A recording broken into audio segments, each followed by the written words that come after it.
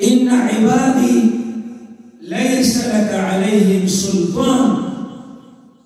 الله پاک شیطان ته یو چیلنج ورکړي.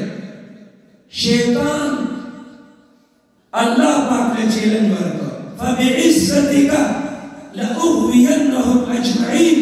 اے ربا صد جنت نبار شو زمانی ستا په عزت قسمی چې تا قیمت د آدم څومره اولاد دی دا ټول به د ځان سره د جهنم ملګري ګرځو. دا کې دوی چیلنج دی که نه دی؟ قسم یې په چا باندې خوړلی؟ الله په عزت باندې او مخامخ. فبعزتك لأغوينهم اجمعين. الله تعالی ورته څه ویلي دي؟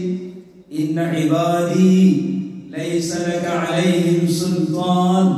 چې زما کوم کامل بندگان دي نو تا سره د هغې د ګمراهۍ څه قوت او طاقت نشته. زما نیکان صالحان بندگان شیطانا دا قسمونه کوه، لیکن زه چې کوم امت لا قرآن ورکوم او دې قرآن زده کړي او دې د قرآن زندګي تېروي نو ته د قرآن والا نشي ګمراه کولی. الحمدلله چې داسې دشمن درته قسم وکړي چې دې نه ځان به ته خلاص کړي، نشي ته خلاصولی. چې پېژنې نه چې دا څوک دی او د کوم طرف نه به راځي او څه ګزار به راباندې کوي، د داسې دشمن نه خلاصې دا ډېر ګران دی. لیکن رب وایي چې زه به دې انسانانو له یو کتاب ورکوم چې هغې ته به قرآن ویلی کېږي. هغوی به دا قرآن زده کوي، د هغوی بچې به زده کوي او په دې قرآن به خپله زندګي تېروي. شیطانه ستا لاس آزاد او توره دې تېره چې چا سره قرآن په لاسو کې دی هغه بندګان زما ته نشي ګمراه کولی. قرآن موږ سجده که نشته؟ هسې تاسو ګورئ دې ماشومانو بچو ته ودرېږئ، ټول ودرېږئ د پټکو والا. دا ستاسو بچي دي که نه دي؟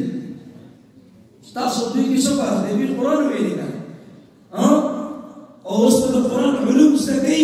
نو ای ربه چې کوم بچې په ماشومتوب باندې جومات ته او مدرسې ته او قرآن ته راغی او خپل ماشومتوب یې لوبې وراني ونه کړو او هغه ټیم د ماشوموالي د موضوع او د چړچو او د منډو قرآن له ورکړو او په دې کې خپله ځواني تېره کړي او په دې کې بوډا شي. نو ای ربه چې اولیاء الله دا نه اولیاء الله به مونږ کوم ځای راولي؟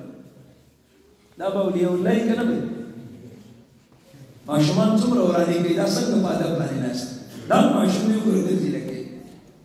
لیکن دې ماشوم او دې ماشومانو کې فرق شته.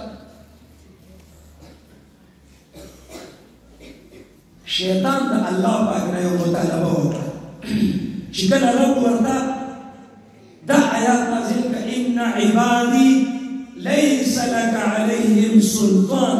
چې کوم زما بندگان او زما بندگی کوي قرآن او حدیث باندې عمل کوي نو ته هغې باندې نشي مسلط کېدلی، دې نشي ګمراه کولی. شیطان ورته وایي چې الله دا ولې؟ زه خو راغلی د انسان د څه لپاره یم؟ د انسان د ګمراهۍ لپاره. د دې بندګانو چې ستا بندګان دي ته وایې یا الله چې کوم زما بندګان دي مونږ او تاسو ټول څه وایي؟ مونږ د الله بندګان یو. هر یو کس څه وایي؟ ما ته ګورئ، هر یو کس څه وایي؟ زه د الله بنده یم که نه؟ لیکن دې ته بنده نه ویلی کېږي چې څوک ووایي چې زه د الله بنده یم، چې د اسمان رب ووایي چې دا زما بنده دی، بنده به هغې ته ویلی کېږي که نه؟ داسې نه ده. وایي هر سړی وایي چې زمونږ د چاټۍ شړومبې تروې نه دي دا خوږې دي، خو خوږې به هلې چې څوک یې وخوري او هغه ورته خوږې ووایي. نو بنده به چا ته ویلی کېږي؟ چې د اسمان ته الله پاک وایي چې دا زما بنده دی، بنده به هغې ته ویلی کېږي. او که موږ به تاسو وایي چې موږ یې بندګان نو په دې باندې موږ د الله بندګان جوړېږو؟ نه جوړېږو. شیطان ورته وایي چې ای ربه چې ته وایې چې زما بندګان ته نشي ګمراه کولی، ته پرې نشي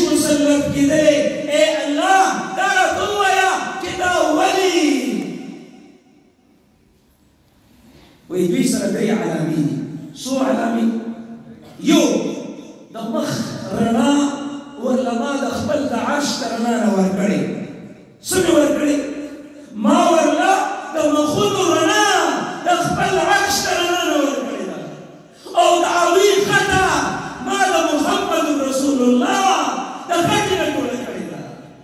الله العلماء ورثة الانبیاء دي کړي دي چې دا کوم د پیغمبر وارثین جوړېږي ناسې ونه جوړېږي که ناسې جوړېږي اسې نشي جوړېدلی چې کوم بنده رب ته خوښ شي او الله ته محبوب شي رب ورته د انبیاو د وراثت حق په غاړه کې ورواچوي.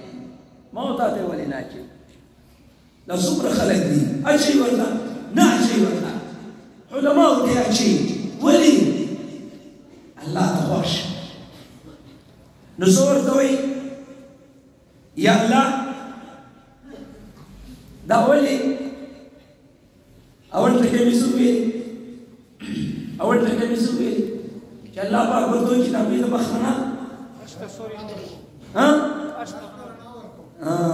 او دویم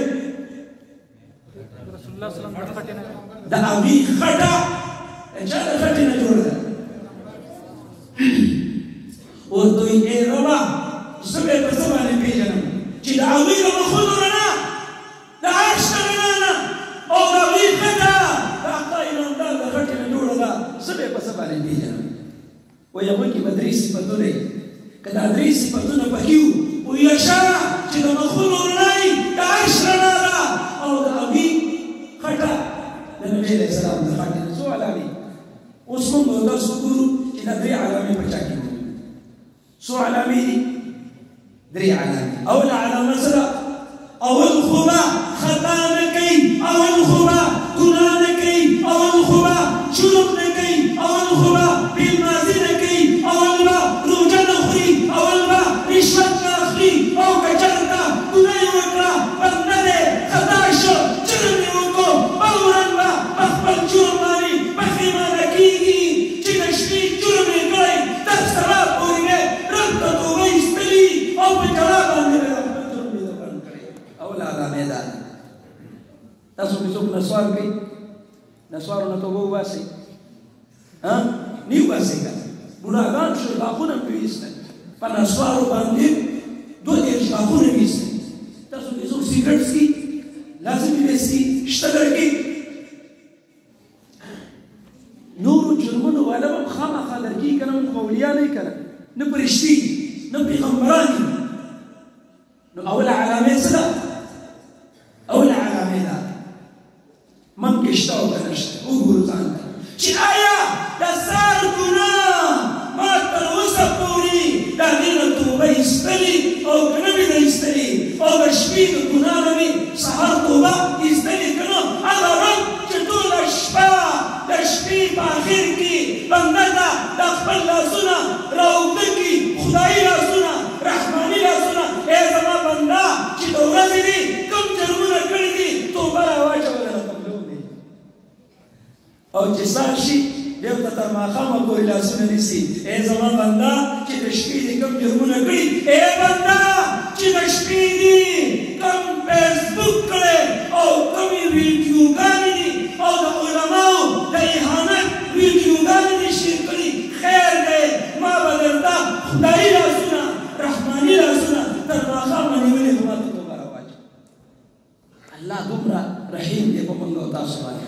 د ورځې ګنهګار ته د سهاره پورې لاسونه نیسي توبه راواچوه روغه راسه وکړه صلح راسه وکړه او د شپې ګنهګار ته د سهار نه تر ماښامه الله پاک لاسونه نیولي. نو اوله نښه یې څه ده؟ ان عبادي لیس لک علیهم سلطان. موږ د الله بندګاني او که نه چې رب شیطان له چیلنج ورکړی چې زما بندګانو باندې ته نشي مسلط کېدلی. یو دا شو. او دویم نمبر د الله په بندګانو باندې به رحم کوي. څه به کوي؟ د الله په بندګانو به څه کوي؟ دا مدرسه د مولانا سعد ده که نه؟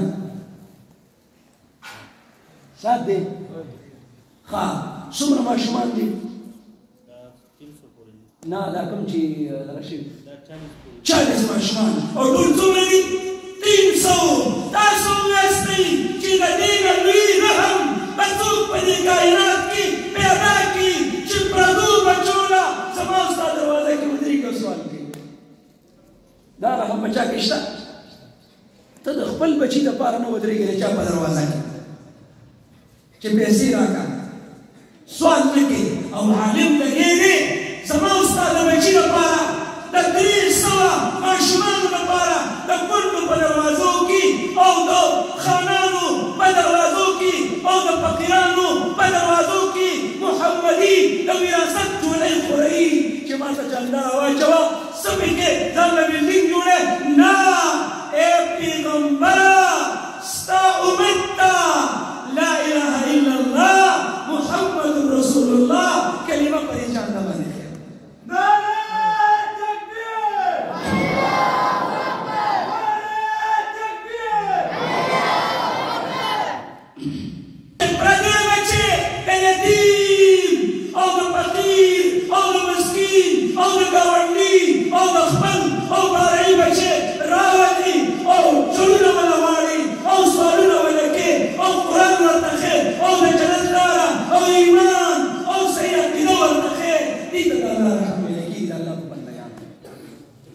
داسې ده که نه ده داسې ده که نه ده درېیمه علامې سره درېیمه علامې څه ده چې الله پاک څه فیصله وکړي د الله په فیصله به راضي کېږي څه به کېږي د الله په فیصله به څه کوي راضي کېږي